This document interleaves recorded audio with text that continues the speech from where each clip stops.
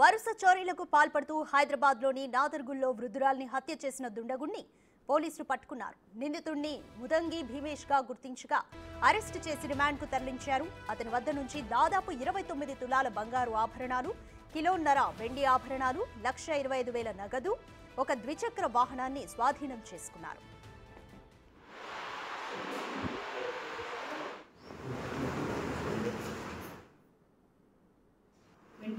kilos of gold, 1.5 kg of silver, and then 1,20,000 cash అనేది ఇతని దగ్గర నుంచి ప్లస్ అలాంగ్ విత్ ఒక బైక్ కూడా రికవరీ చేయడం అనేది జరిగింది.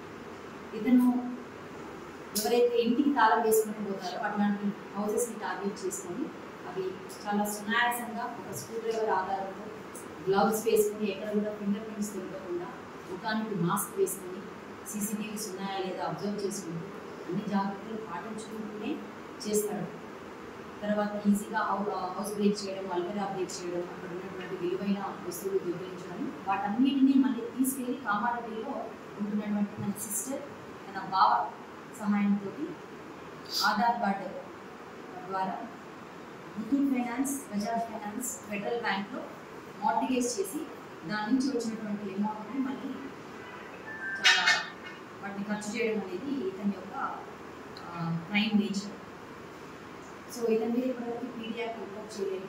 నేను పీడియాక్ రిపోర్ట్ చేస్తాము. తర్వాత ఇతన్ని మళ్ళీ పోలీస్ కస్టడీ తీసుకుంటా తదుపరి మళ్ళీ విచారణ అనేది సిసిఎస్ టీమ్స్ సహకారంతో సిపి గారి ఇన్స్ట్రక్షన్స్ ప్రకారంగా ఇతన్ని మళ్ళీ ఫర్దర్గా ఏమైనా అఫెన్సెస్ ఉన్నాయా అనేది కూడా ఇతని మీద వెరిఫై చేయడం అనేది జరుగుతుంది. దానికి సంబంధించినటువంటి నేర చరిత్రని కూడా చాలా జాగ్రత్తగా మొత్తం ఇంటరాగేషన్ రిపోర్ట్ పెట్టాము. అంత జాగ్రత్తగా మళ్ళీ ఇతనికి ఒక డిస్క్రిప్టివ్ పర్టికులర్స్ కూడా ఉన్నాయి.